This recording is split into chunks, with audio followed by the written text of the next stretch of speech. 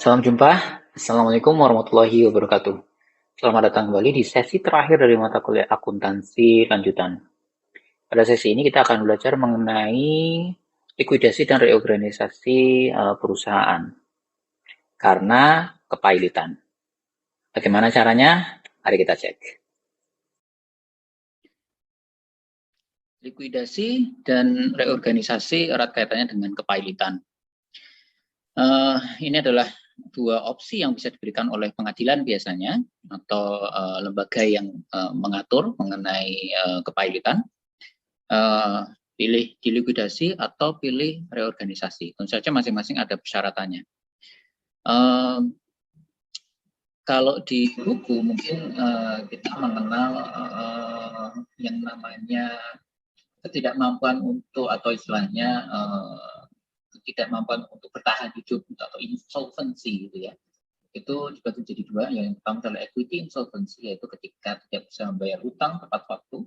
Nah ini artinya masih bisa negosiasi gitu ya. Akan tapi kalau misalnya terus kemudian krediturnya itu mengajukan ke pengadilan bahwa debitur saya tidak bisa membayar hutang-hutang lagi, sehingga ada kemungkinan besar nanti oleh pengadilan akan ditentukan bahwa oke, berarti Anda tidak bisa membayar hutangnya dan terpaksa kita pailikan, istilahnya seperti itu. Nah, opsi dari kepailitan itu adalah ketika pilihannya yang pertama adalah tidak bisa dibangkitkan kembali usahanya sehingga mau tidak mau harus dilikuidasi, atau masih bisa dibangkitkan kembali menggunakan reorganisasi. Nah, dua hal ini sedikit berbeda, ya kan, tapi penyebabnya sama, yaitu karena satu kepailitan. Nah, ini di Amerika sana ya, kalau di Indonesia sebenarnya cuma dua, yaitu likuidasi dan reorganisasi. Aturannya juga sedikit berbeda meskipun sama-sama berasal dari kepailitan gitu. Kalau ini murni dari Undang-Undang Kepailitan nomor 37 atau 34, agak lupa. Saya sudah masukkan berkasnya di ELOK, ya. Terus yang ini ada di peraturan OJK, yang reorganisasi, atau di Indonesia kita sebut namanya kuasi reorganisasi atau mungkin kuasi saja. Yang lainnya tidak kita bahas di sini. Oke. Ini di negara sana gitu ya, kita cek kalau di Indonesia seperti apa. Oke.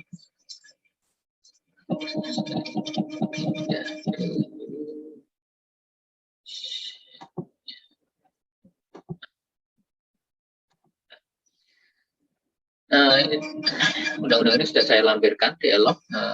Mungkin langsung aja ke pasal yang berkaitan dengan kepailitan. Nah, ini di sini ada syarat gitu ya, kepailitan itu seperti apa.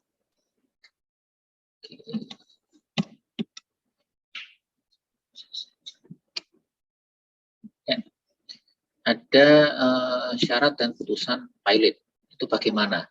Nah, yang pertama ya ini debitur yang punya dua atau lebih kreditor dan tidak membayar lunas sedikitnya satu utang yang telah jatuh waktu dan yang dapat ditagih, dinyatakan pailit dengan putusan pengadilan, baik atas permohonannya sendiri sehingga dia sukarela, tadi sama ya, voluntary, ya, voluntary, atau atas permohonan satu atau lebih kreditornya. Ya, berarti dipaksakan. Nah, permohonannya kemana? Permohonannya ke pengadilan. Nah, permohonan sebagai dimaksud dapat juga diajukan oleh kejaksaan demi kepentingan umum. Ya, dan ini ada aturan yang lain, bisa dibaca sendiri. Tapi yang mirip juga adalah bahwa pada kepailitan yang berujungnya harus dilikuidasi itu pengadilan akan menunjuk yang namanya kurator.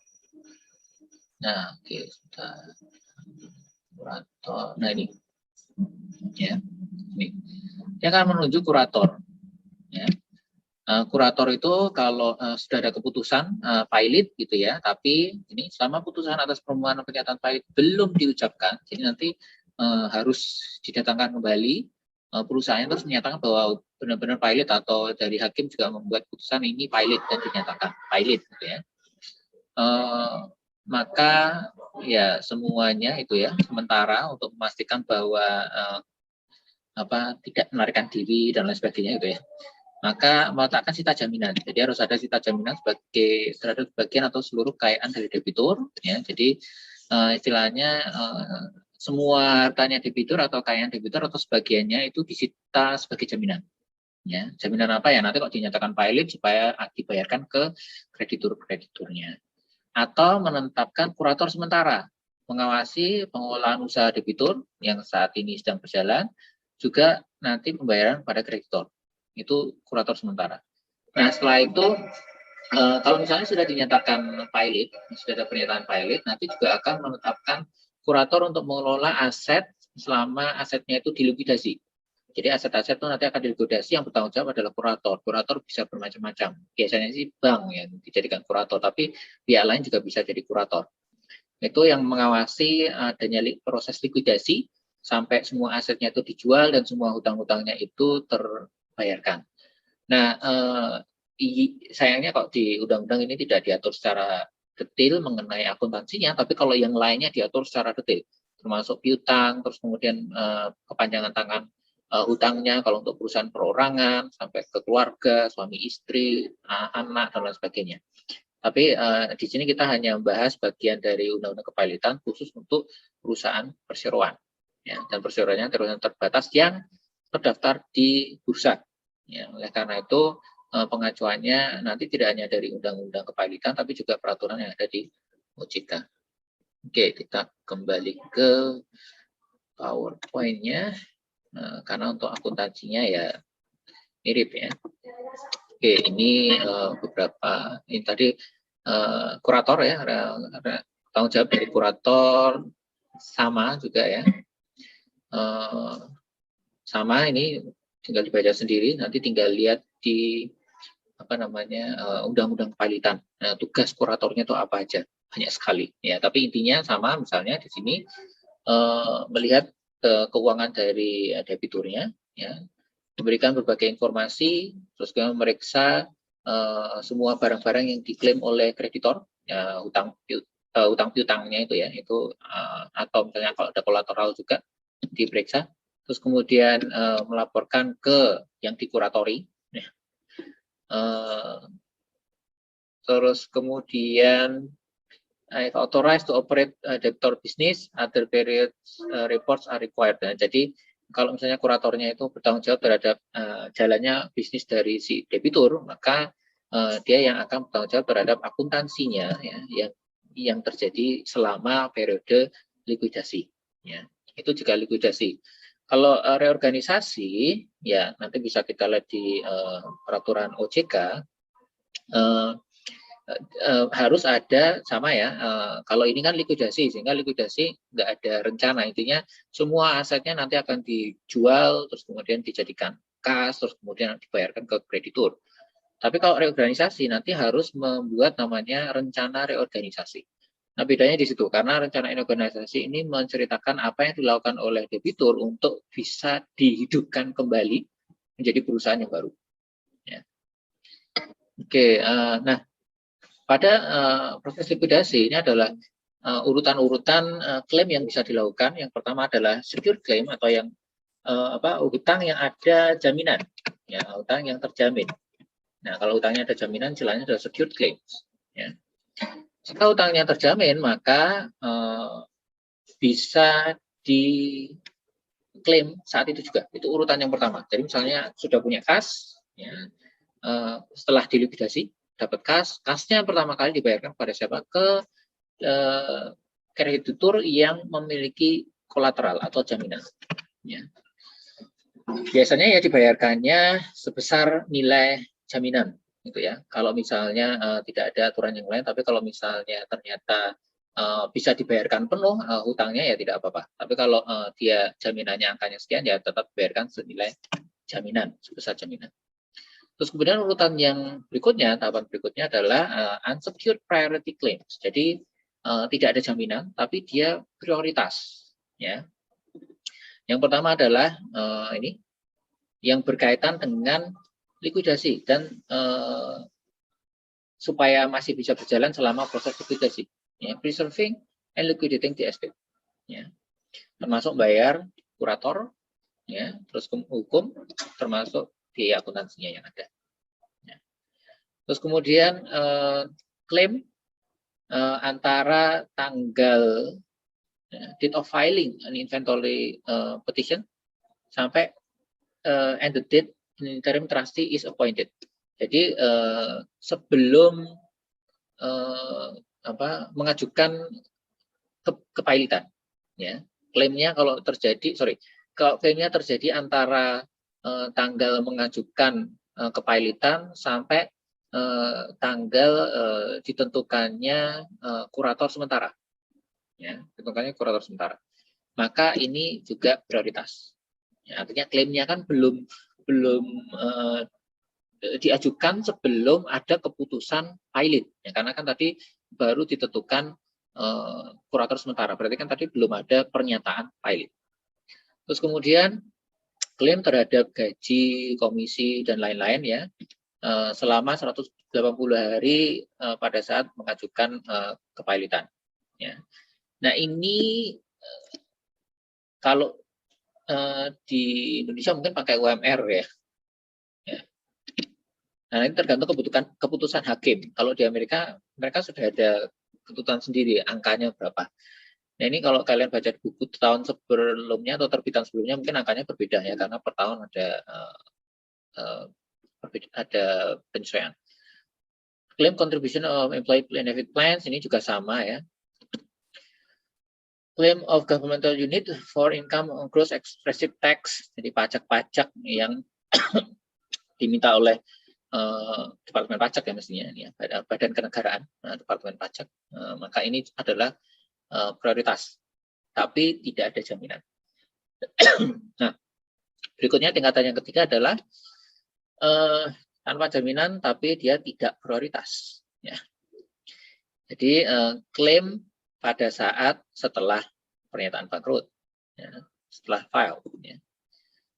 Claim whose proof of claim was filed late atau telat, ya, jadi klaimnya telat, klaimnya saat pengajuan dan menuju pernyataan bangkrut, pilot, klaim saat telat itu non prioritas nomor 2. Terus yang ketiga adalah secured and unsecured claims for any fine, penalty, and forfeiture for multiple exemplary or punitive charges arising for order or relief or appointed of trustee. Nah, ini klaim yang setelah kuratornya ditentukan, ya, kuratornya sudah ditentukan, atau kuratornya sudah selesai menjalankan tugas, ya. Ini baru dapat nomor 3.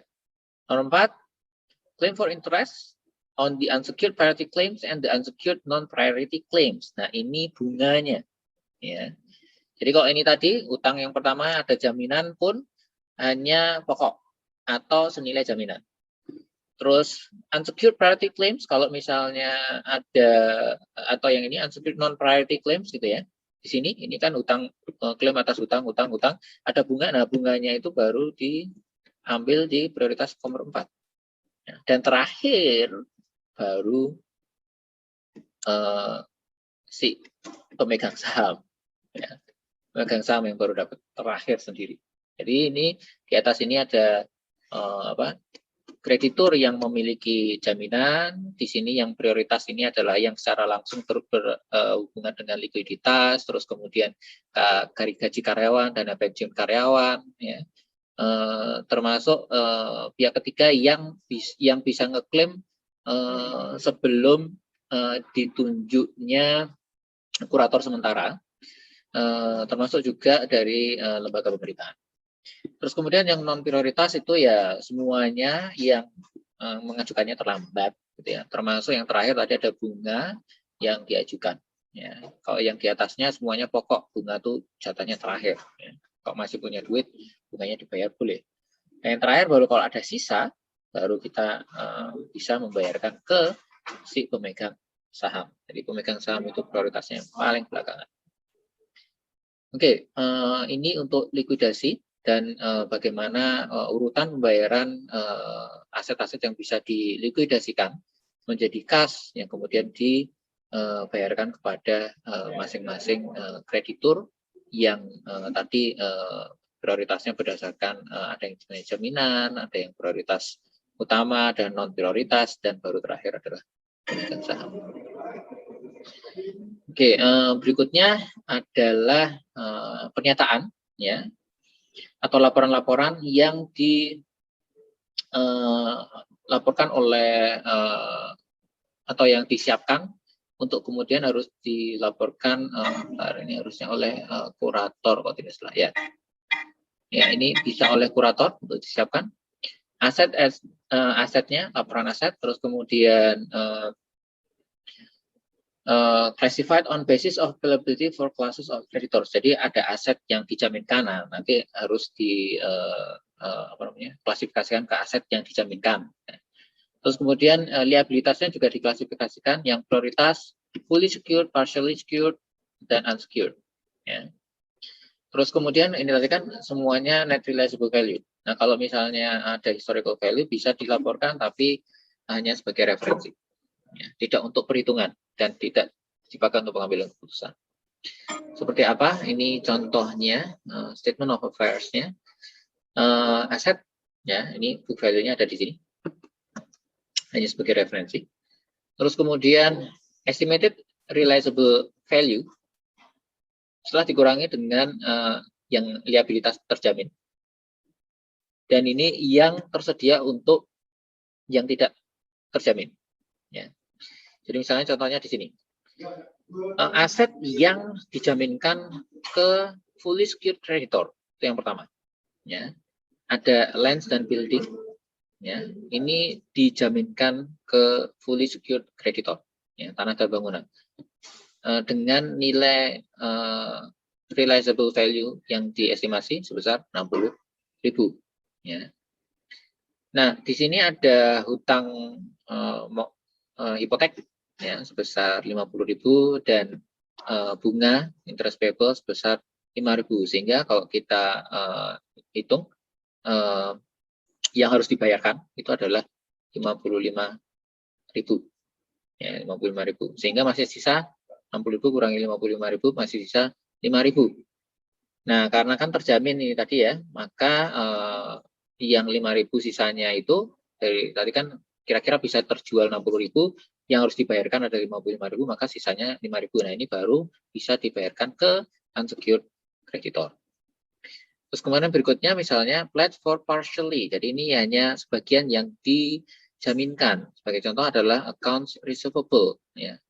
Accounts receivable itu nilai bukunya 25.000, tapi estimated realizable value-nya lebih kecil ya mestinya, karena kan piutang itu kan biasanya malah ada allowance for doubtful accounts ya, atau cadangan piutang, karena memang kemungkinan besar ada yang tidak bisa membayar gitu ya.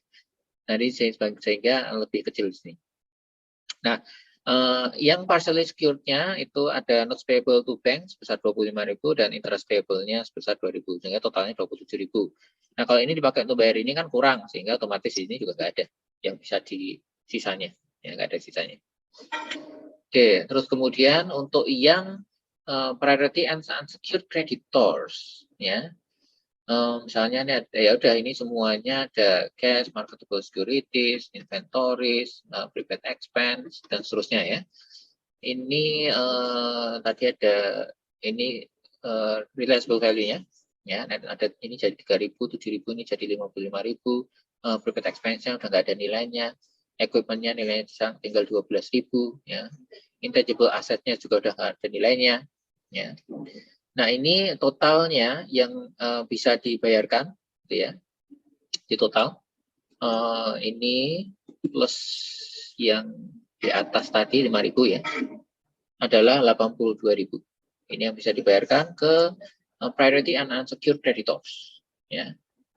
Terus kemudian priority liabilities-nya yang harus dibayarkan, ya itu 15.000 di sini contohnya. Sisanya dari 87.000. Ini tadi kebutuhannya ya adalah 75.000 sehingga kekurangan bayarnya adalah 8.000.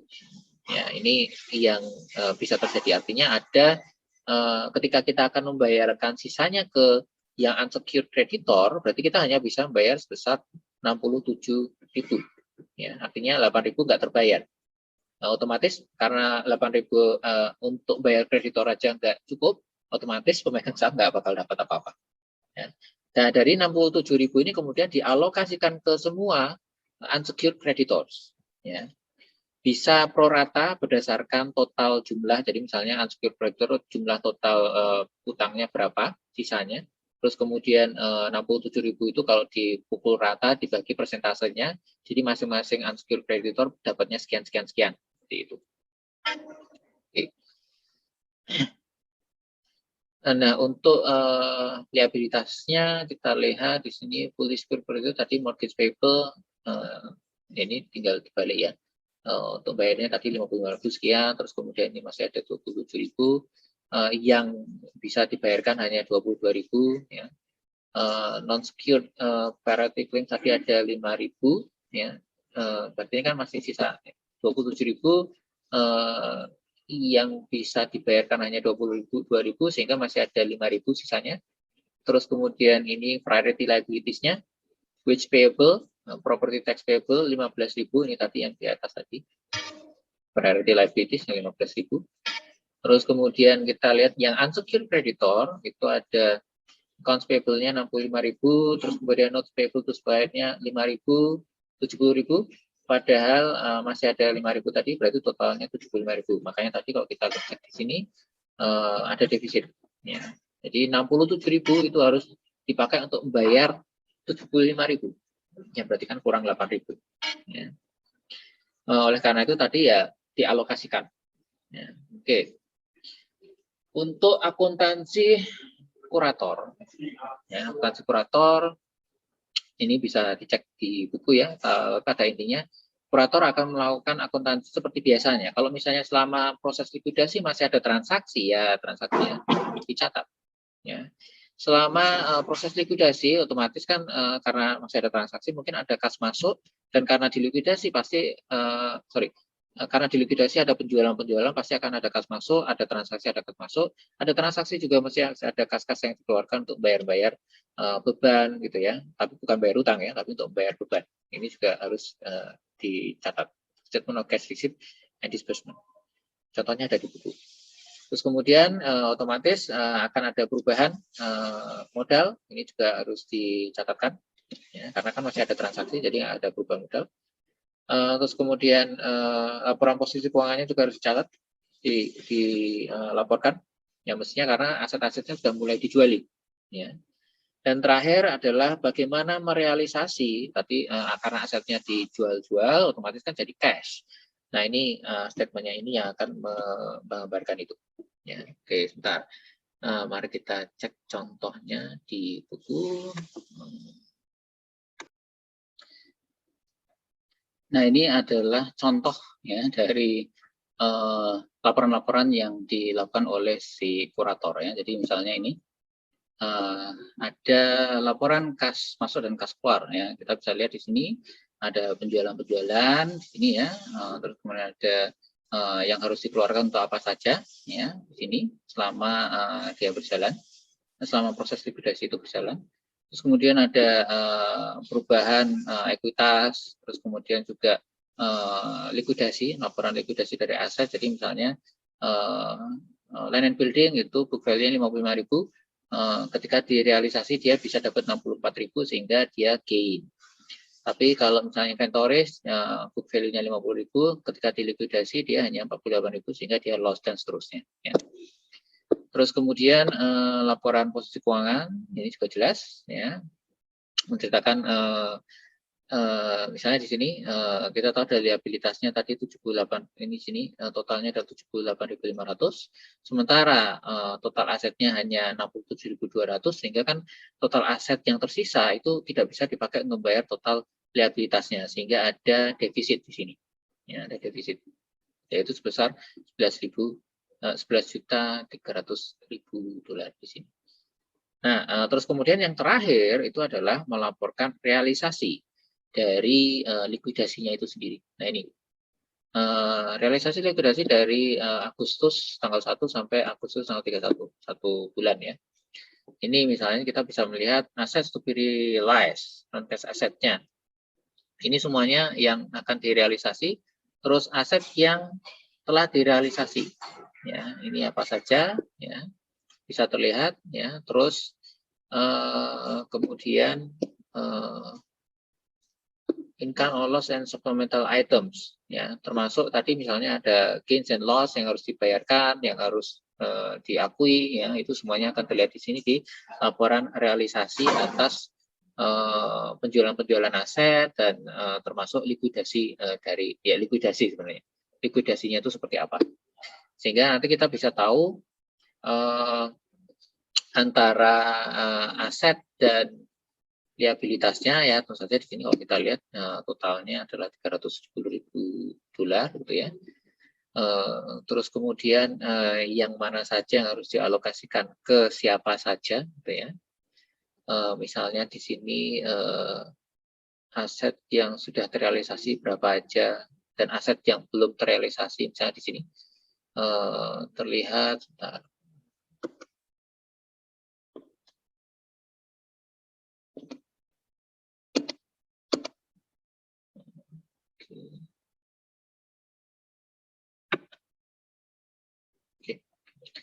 Nah ini adalah yang di sini tadi aset yang sudah terrealisasi, ini adalah aset yang belum terrealisasi sehingga yang masih ada di laporan posisi keuangan. Ini adalah liabilitas yang terlikuidasi atau yang sudah dibayar, gitu ya. Dan ini liabilitas yang belum terbayarkan. Nah ini laporan realisasinya. Jadi mana-mana aset yang sudah terjual atau terrealisasi yang kemudian dipakai untuk bayar melikuidasi liabilitas, ya. Dan mana aset-aset yang belum terrealisasi atau belum terjual ya, atau tidak bisa terjual mungkin ya, sehingga dianggap nol juga bisa, dan mana-mana liabilitas yang belum terlikuidasi atau belum terbayarkan. Nah ini semuanya bisa terlihat di laporan realisasi dan likuidasi. Oke, kembali ke PowerPoint. Nah kalau sudah selesai proses akuntansi dan sampai terrealisasi, terlikuidasi sudah selesai ya sudah, berarti bayarkan semuanya, terus kemudian kuratornya sudah tidak ngapa-ngapain lagi. Oke, next. Debtor in possession, unless there is a reason to appoint a trustee, the debtor corporation's management is permitted to continue to run the company while in bankruptcy. Nah, jadi kalau debiturnya atau perusahaan yang dinyatakan pilot itu tidak ditunjuk kurator untuk mengelola, ya berarti dia tetap boleh mengelola. Ya, jadi misalnya katakanlah dia dianggap tidak akan melarikan diri gitu ya, atau dianggap masih punya itikat baik untuk membayar semua hutangnya, ya berarti dia tidak perlu menunjuk adanya kurator ya. Oke, jadi tanggung jawabnya nanti sama dengan kasus berorganisasi. Oke, ini ada merah-merah.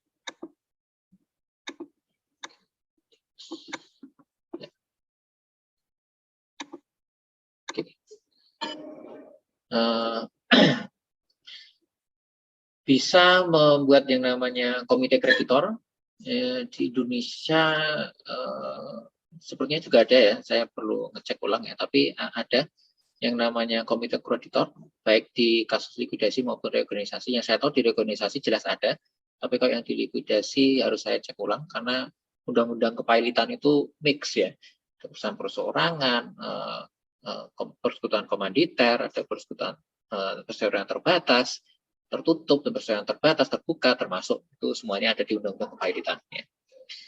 Nah di sini artinya intinya bahwa komite kreditor itu merupakan komite yang dituju oleh kelompok kreditor, biasanya kreditor yang ini unsecured, ya. Karena dia tidak ada jaminan sehingga ya prioritasnya kan di bawah gitu ya. Sehingga dia yang akan bertanggung jawab untuk mengambil keputusan atas nama semua kreditor yang unsecured, ya, mereview semua transaksi yang terjadi, apakah sudah dilaksanakan atau belum, siapa aja yang bisa dibayar dan seterusnya. Nah, dia bisa protes ya di sini. Ya.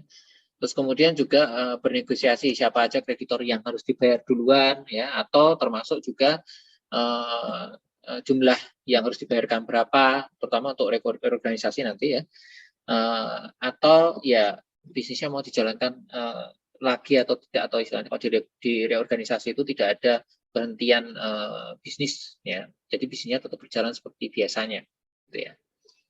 Oke, ini komite kreditur ya.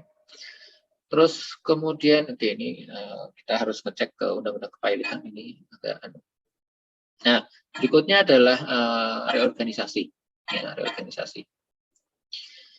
Nah, yang perlu diperhatikan di dalam reorganisasi tadi sudah disebutkan bahwa kurator pada proses reorganisasi itu harus mengumpulkan gitu ya, yang namanya reorganization plan, ya.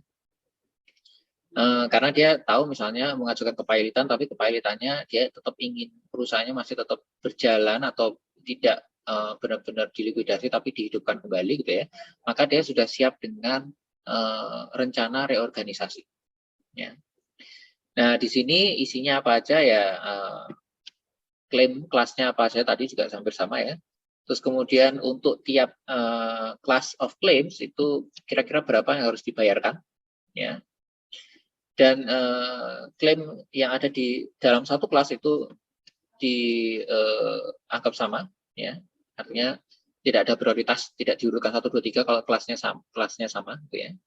Terus kemudian apa saja yang diperlukan untuk menjalankan rencananya itu, dan harus adil. Ya, ini adalah rencana reorganisasi. Oke, ini hampir mirip ini. Nah, sebelum ke sini, mari kita cek kalau di Indonesia gitu ya.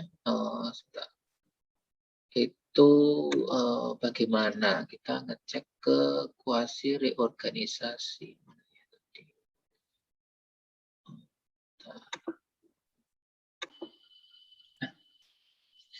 Nah, ini adalah reorganisasi yang diatur oleh OJK ya. Nah, perlu diperhatikan bahwa reorganisasi yang diatur di OJK ini kita menggunakan reorganisasi bentuk kuasi gitu ya. Yang sebenarnya prosedurnya hampir sama, hanya saja kalau yang kuasi di sini bisa dilakukan sendiri ya, atas pengawasan OJK, atau kalau melalui pengadilan, jadi misalnya OJK mengajukan ke pengadilan mengenai permasalahan reorganisasi, atau misalnya mengajukan kepailitan atas emitennya misalnya dari OJK yang mengajukan, terus kemudian dari pengadilan menyatakan bahwa ini dianggap pilot dan perlu diorganisasi, maka bisa lewat sini. Nah, kalau aturan khusus untuk kuasi reorganisasi sendiri adalah seperti namanya ya di sini, kuasi reorganisasi adalah prosedur akuntansi untuk merestrukturisasi ekuitas dengan mengeliminasi saldo laba negatif. Ya. Sehingga kita bisa melihat yang direstrukturisasi adalah ekuitasnya, sehingga akan ada perubahan kepemilikan, istilahnya di situ sama. Ya. Nah, reorganisasi berdasarkan undang-undang kepailitan itu juga sama. Ya, sama. Misalnya di sini untuk ketentuan peraturan perundang-undangan, misalnya dari pengadilan menyatakan bahwa dia pilot tapi masih bisa direorganisasi karena dia mengajukan rencana reorganisasi, gitu ya. Maka bisa dilaksanakan proses reorganisasi. Nah, prosedurnya untuk reorganisasi dan kuasi reorganisasi sedikit berbeda memang, ya, karena kalau yang kuasi reorganisasi itu hanya dikhususkan ke perusahaan-perusahaan yang diperdagangkan di bursa ya, sehingga aturan khusus dari OJK. Sedangkan kalau reorganisasi sendiri sebenarnya mengikuti ke undang-undang kepailitan, cuman masalahnya memang pengaturannya itu terlalu mix gitu ya, sehingga banyak sekali, jadi kurator yang harus mengajukan rencana reorganisasi itu juga tidak diatur secara detail di situ. Sedangkan untuk kuasi reorganisasi akuntansinya diatur lebih detail lagi, gitu ya. Nah, tapi ini silakan dibaca untuk kuasi reorganisasi. Ya intinya adalah bahwa ada saldo laba yang negatif sampai misalnya beberapa tahun berturut-turut gitu ya, sehingga dia bisa mengajukan adanya reorganisasi atau restrukturisasi dari equity. Oke, kita kembali ke PowerPoint yang melihat ke reorganisasi berdasarkan kepailitan. Ya. Nah, di sini pertama setelah kita mengajukan adanya ya sebenarnya rencana reorganisasi itu bisa diajukan setelah kita menghitung yang namanya nilai reorganisasi. Ya, di sini yang dimaksud adalah approximate fair value of entity tanpa melihat liabilitasnya. Ya, liabilitas anggap aja nggak ada, asetnya itu berapa kalau dihitung pakai nilai pasar. Ya. Sehingga misalnya istilahnya adalah discounted future cash flow of reorganized business. Jadi kira-kira kalau organisasi ini tanpa ada utang itu dia berjalan terus, itu dia nanti akan dapat cash flow-nya berapa di masa yang akan datang. Di present value kan, sehingga discounted future cash flow. Ya. Kira-kira nanti dapatnya berapa. Ya. Yang perlu diperhatikan adalah ya karena tadi anggap aja hutangnya itu tidak diperhitungkan, apa risiko finansial dan risiko bisnisnya. Artinya gini, misalnya di masa pandemi, kita mau reorganisasi, tapi masih masa pandemi, dan kepailitannya adalah karena pandemi, dan masa pandemi belum selesai, ya berarti mau reorganisasi, future cash flow-nya tentu saja kemungkinan besar nggak bisa dipakai untuk reorganisasi. Ya, bisa dipahami ya. Jadi, melihat juga bagaimana kinerja perusahaan ini di masa yang akan datang jika dia tidak punya utang, kamu gitu. Kalau punya utang kan jelas, dia sudah tidak bisa bayar utang-utangnya, sudah dianggap pailit. Nah, kalau dia nggak punya utang, kira-kira bisa nggak masih berjalan? Nah, kalau nggak punya utang masih berjalan, oke, berarti masih bisa di reorganisasi, masih punya nilai reorganisasi. Ya. Nah, ini menentukan berapa jumlah yang bisa direcover oleh si para kreditur. Ya. Ada dua opsi, ya, fresh start reporting. Jadi benar-benar mulai dari awal. Artinya laporan keuangan yang lama selesai. Kita mulai dengan perusahaan yang baru, laporan keuangan yang baru. Ya. Atau opsi yang kedua adalah melaporkan semua liabilitas pakai present value nilainya saat ini, ya. Dan otomatis kan berarti ini adalah ada hutang-hutang yang masih bisa dibayar, tapi ada juga hutang yang misalnya di sini forgiveness of debt, dimaafkan. Kenapa para debitur, para kreditur mau memaafkan hutang? Ya karena dia hutang-hutangnya itu dikonversi menjadi misalnya saham. Ya, jadi dia mau memaafkan, oke hutangnya saya maafkan, atau hutangnya tidak terlalu signifikan sehingga dia bisa dimaafkan, misalnya bunga, yang penting saya dibayar pokoknya, bunganya oke nggak usah, misalnya seperti itu. Ya, oke. Nah ini, jadi mulai dari awal atau tetap dilanjutkan, gitu ya. Cuman kalau dilanjutkan kan berarti otomatis ada hutang yang kemudian harus dihapus. Nah, tadi forgiveness of debt, ya sebagai extraordinary item. Kalau dilanjutkan. Kalau mulai baru ya otomatis hutangnya udah nggak ada karena kan udah dianggap perusahaan yang baru, perusahaan yang tidak berhutang lagi, ya atau hutangnya disesuaikan. Oke, yang pertama kapan perusahaan yang baru itu bisa menggunakan fresh start reporting? Ya, ada dua. Pertama adalah revaluation value immediately, ya, before the reorganization plan is confirmed must be less dan post-petition liabilities and allowed claims. Ya, jadi revaluation value-nya ya sebelum ada rencana reorganisasi. Ya, jadi tadi ya aset-aset kalau sudah dihitung kembali, ya kalau dianggap tidak ada utang, terus kemudian dihitung kembali itu kurang dari ya, must be less than liabilitas setelah petisi kepailitan dan klaim yang diperbolehkan. Ya, jika itu terjadi maka satu dia boleh fresh start reporting. Tapi ada alasan yang kedua adalah ketika pemegang laporan keuangan yang kemarin yang ada, ya, itu cuman punya di bawah 50% dari perusahaan yang baru. Artinya apa? Pemegang saham yang sebelumnya, itu misalnya pemegang saham sebelumnya punya 80%, tapi terus kemudian setelah reorganisasi, sebagian sahamnya dikonversi untuk kompensasi kepada para pengutang, para yang punya utang, kreditur, ya, lebih tepatnya, kepada para kreditur, maka dari 80% sekarang dia jadi 20% misalnya. Nah, berarti bisa fresh start reporting. Logikanya adalah berarti pemiliknya sekarang baru. Ya, artinya pemilih yang mempunyai kendali itu baru. Tapi kalau pemilik saham yang lama masih punya di atas 50%, berarti kan otomatis pemilih yang sama masih punya kendali. Berarti perusahaannya, ngapain perusahaannya fresh start? Yang punya masih sama, gue. Jadi nggak bisa fresh start. Ya. Jadi harus di bawah 50%. Ya kalau misalnya tidak bisa fresh start, ya tadi pilihannya ya tetap lanjut, laporan keuangannya tetap sama, tapi tadi ada forgiveness of debt sebagai extraordinary item. Oke, bagaimana caranya melakukan fresh start reporting? Ya, ini kita bisa contohnya. Nah, ini secara konseptual ya, alokasi reorganization value ke aset yang sudah diidentifikasi, ya, terus kemudian liabilitas at current value at confirmation date, ya, terus kemudian persiapkan final report dari entitas yang lama. Oke, ini secara konsep, nanti kalau misalnya agak bingung bisa kita diskusikan di sesi sinkron. Langsung aja contohnya saja ya. Oke, ini tadi kalau bukan fresh start ya seperti ini. Ya tetap laporkan liabilitasnya, terus kemudian ada yang namanya debt forgiveness. Ya. Oke, nah sekarang kita lihat contohnya. Oke, perusahaan TIK Files for Protection under Chapter 11. 5 Januari 2016. Dia mereklasifikasi repetition liabilities, jadi liabilitas sebelum di filing, ya, petisi, dan petisi untuk kepailitan. Terus kemudian memperoleh short term financing, membeli peralatan tambahan, ya.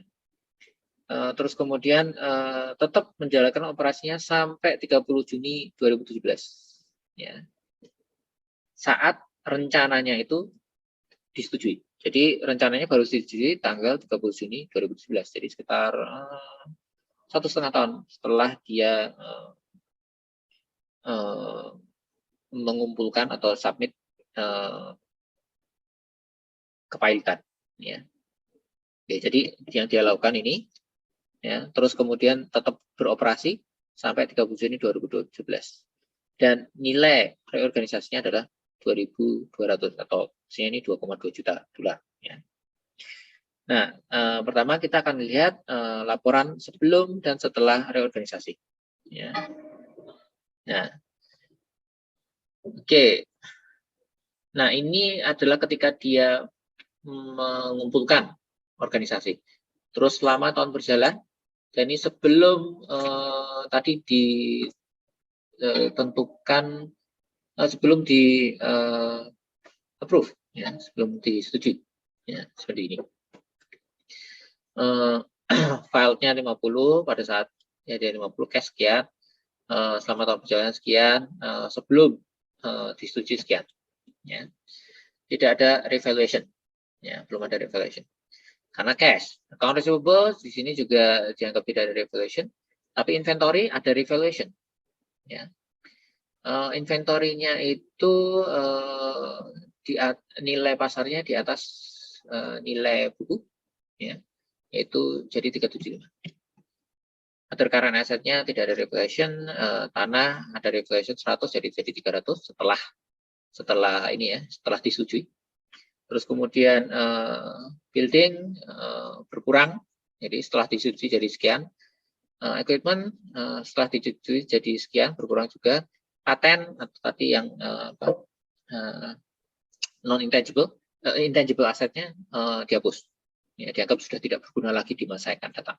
Ya, sehingga setelah disetujui, Ya, setelah disetujui, tadi reorganization value-nya kan ditentukan 2.200 ya, tadi ya. Sini. 2.200 reorganization value-nya. 2.200, maka ini di total semua. Ya, ternyata masih ada excess. Ya, excess-nya adalah sebesar 250. Ya, kalau kita selisihkan antara reorganization value yang 2.200, excess-nya adalah sebesar 250. Ya. Oke. Nah, kita lihat ini tadi balance sheet-nya di balance sheet. Nah, ini tadi ada beberapa perubahan di aset tadi ya, cukup jelas reorganization value-nya yang jadi excess of identifiable asset adalah 250. Ya. Nah, tadi sudah ditentukan. Oke, next. Liabilitasnya sekarang. Ya, dan ekuitas. Pertama, ya, short term borrowing yang pos tadi kan dia minjam setelah filing sebesar 150. Ya. Accounts payable yang lama sebelum filing dan accounts payable setelah filing. Tadi ada di sini ya. Nih, obtain short term financing, gitu ya. Terus kemudian tetap berjalan berarti ada accounts payable, account receivable mestinya. Ya. Ini ditentukan di sini. Sudah ada di sini. Accounts payable selama berjalan sekian, gitu ya. Dan sebelum, ya kalau kita lihat di sini, sebelum disetujui tadi ya, sebelum disetujui itu sekian. Ya, nanti kita lihat bagaimana. Which payable setelah tadi gaji, setelah tax payable ini semuanya pre. Ya, semuanya ini adalah pre. Yang ini tadi ada baru post ya setelah. Nah, kita lihat bagaimana dia merubahnya. Pertama, mereklasifikasi semua unsecured dan partially secured liabilities at the point as pre-petition liabilities subject to compromise. Nah, di sini. Nih, liability subject to compromise. Ya. Itu ada di sini tadi. Ini adalah liability subject to compromise. Ya. Artinya bisa dinegosiasikan. Terus kemudian pre-petition liability subject to compromise direklasifikasi atau settled. Ya. Karena kan sebelum menyatakan bangkrut ya, sehingga bisa direklasifikasi menjadi subject to compromise atau tidak direklasifikasi jadi harus dibayar. Ya, tergantung tadi rencana reorganisasinya bagaimana. Ya. Oke. Kita cek di sini misalnya nah ini yang pre itu ada 600, 150, 90, 260, 1.200 yang pre. Sehingga di total adalah 2.300. Ini 2.300. Ya. Nah, di sini diketahui tadi bahwa accounts payable selama di 31 Desember 2016 tidak termasuk yang 600 dolar tadi. Ini cukup jelas ya. Dia accounts payable-nya di sini. Accounts payable-nya yang tahun ini adalah 100, yang ini sudah nggak termasuk lagi. Ya, sampai situ. Oke. Kita lanjutkan. 2.300 yang bisa diklaim, ya kenapa bisa diklaim ya karena kan dia hutang-hutangnya itu sebelum dia mengajukan proses kepailitan, sehingga ya itu boleh diklaim. Klaim artinya apa? Bisa dibayar, ya satu, dua atau bisa ya dikompensasikan, ya atau kompromis tadi ya. Nah, bagaimana ya tergantung rencana reorganisasi. Mari kita lihat rencana organisasinya. Di mana rencana reorganisasi? Nah ini rencana reorganisasi untuk pre-partition liabilities. Oke, kita lihat yang pertama tadi ada accounts payable sebesar 600 tadi ya. Ini accounts payable sebesar 600 itu. Ya. Itu dikemanakan? Ya, berarti kan dari 2.300, 600 itu mau dikemanakan? Kalau kita cek, ternyata dirubah jadi 275 subordinate debt dan menjadi $140 new stock. Jadi ada yang jadi subordinate debt, ya. Terus kemudian ada 140 saham baru. Sementara yang dimaafkan adalah sebesar 185. Ya, sehingga berarti dari 2.300, 600 sudah maaf. Jadinya apa? Kalau kita kembali ke sini, jadi subordinate debt, ya, ini jadi subordinate debt dan jadi saham, ya. Subordinate debt yang pertama 275, ya. Oke, nanti kita cek yang lainnya. Terus kemudian ada saham sebesar 140. Lagi, tadi ada accrued interest sebesar 90, tax payable. Ya, tax payable sebesar 150 diapakan? Tax payable-nya private tax claims to be paid cash once confirmed. Oh, oke, berarti ini dia dibayar. Ya, berarti ya nggak ada yang dimaafkan. Ya, karena pajak ya. Jadi dia dibayar, nih ya. Ini nanti dibayar. Ya. Oke, terus kemudian apa lagi? Ini sudah. Terus kemudian ini sudah. Accrued interest dimaafkan. Forgiven. Ya, berarti dihapus 90. Cek di sini accrued interestnya 90 dihapus, udah nggak ada. Ya. Ini 150 masih ada ya karena tadi kan dia harus dibayar, tetap harus dibayar pajak. 600 sudah nggak ada. Ya, sisanya tinggal 125. Nah, nanti kita cek 125 ini dari mana dan bagaimana. Terus kemudian ada notes payable sebesar 260.000, ya. Itu yang 120 itu jadi subordinate debt, sehingga subordinate debt totalnya adalah 275 plus 120, 395. Ya. Yang 60 jadi saham baru, sehingga saham barunya ini plus ini 200 sementara. Ini 80 dihapuskan atau di forgiven, ya, forgiven. Sehingga total jumlah, oh masih ada tadi di atas. Bonds yang partially secured sebesar 1.200 itu jadi apa aja? Yang 500 jadi saham baru, jadi saham barunya 200, ini 440 plus 60, 200 plus 580 saham barunya ya. Terus kemudian menjadi $500.000 2% bond dan menjadi $100.000 bonds yang jatuh tempo 31 Desember 2017, sehingga yang harus dibayarkan, sisanya yang dimaafkan adalah sebesar 100. Total debt yang dimaafkan adalah 455. Nah, kita cek tadi dari semua debt yang bisa diklaim, ya, itu bisa diubah jadi saham sebesar 800. Subordinate debt itu sebesar 395. Nah, kita cek tadi ya, laporannya. Dari 2.300 ini, ya, tadi 150 sudah dibiarkan. Ini sudah dihapus.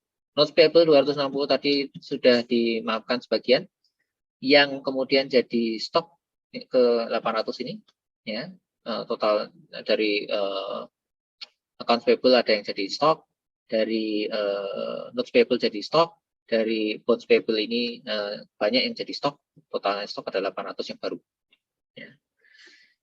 Terus kemudian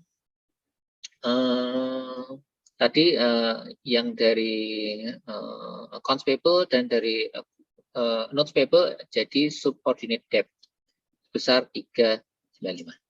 Ya.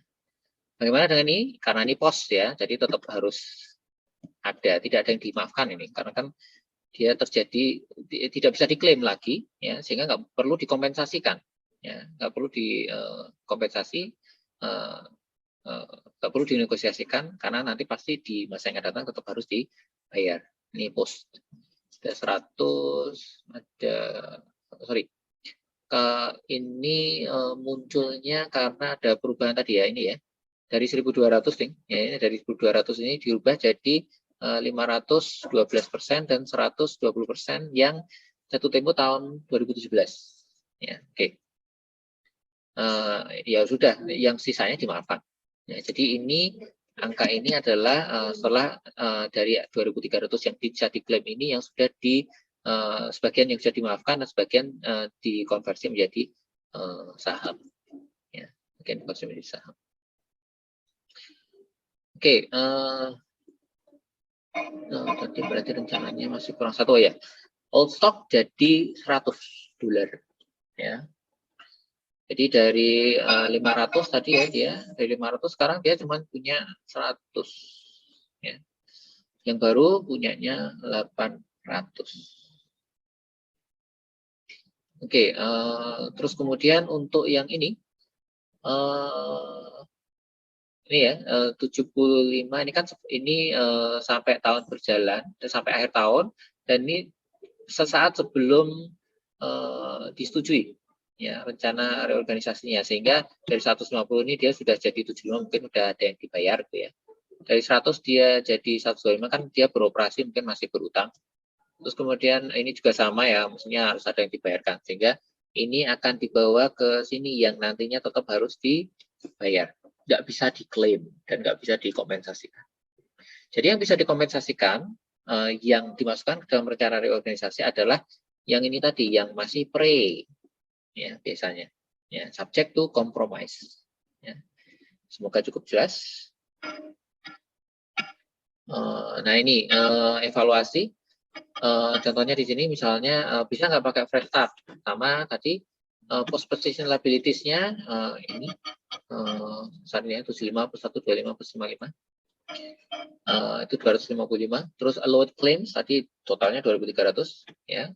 Total liabilitasnya adalah 255 ya. Dan ternyata reorganization value-nya itu di bawah total liabilities. Tadi reorganization value kita itu 2.200, 2,2 juta. Nah, itu di bawah ya. Sehingga dari sini ya mestinya bisa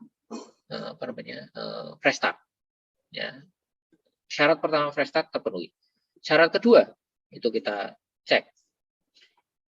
Tadi saham barunya 800, pemilik saham yang lama cuma punya 100, ya jelas 800 plus 100 900, 100 dari 900 cuma sekian persen, di bawah 50% ya. Sehingga dia bisa mengajukan yang fresh start ini tadi. Boleh pakai fresh start.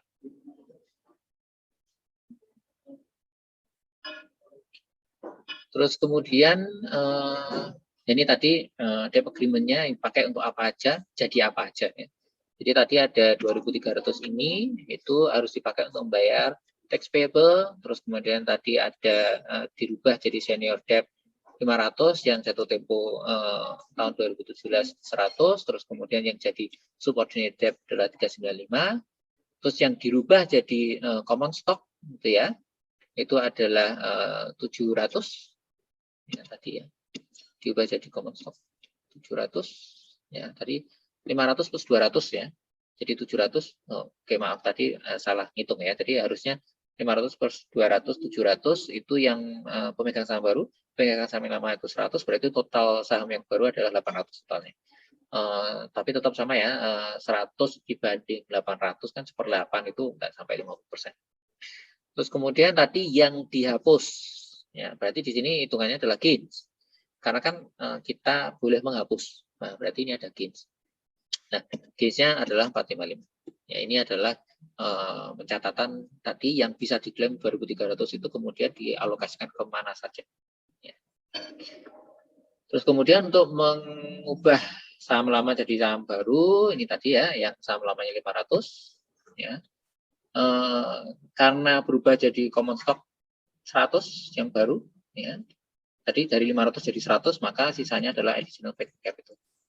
Ya, jadi sekarang common stock-nya dihapus karena kan dia di debit nih. Berarti kan modal kan ekuitas modal kan kredit ya. 500 sebelumnya ada 500, 500-nya dihapus.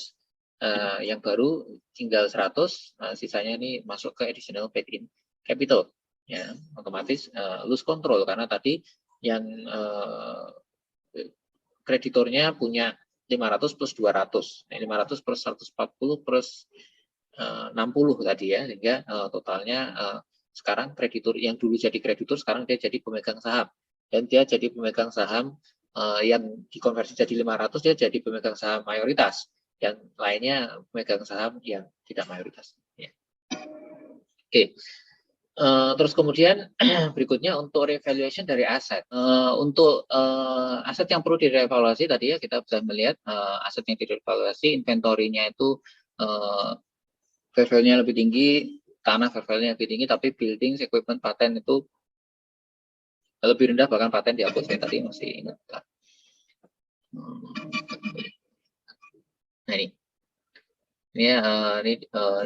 tadi 25, 100, 75, 30 ini berkurang semuanya. Sehingga ada ini ada kerugian ya dari revaluasi aset sebesar 105.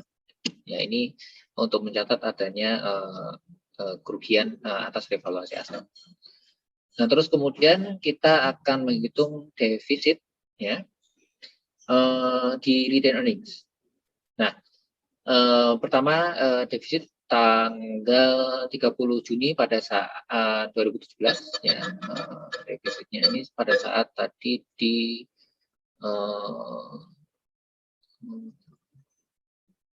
disetujui tadi ya, ada defisit sebesar 1.000 ya, defisit sebesar 1.000. Terus kemudian defisit ini tadi ada gains ya 455, terus kemudian ada loss asset revaluation, sehingga kalau kita hitung defisitnya sekarang jadi 650 ya.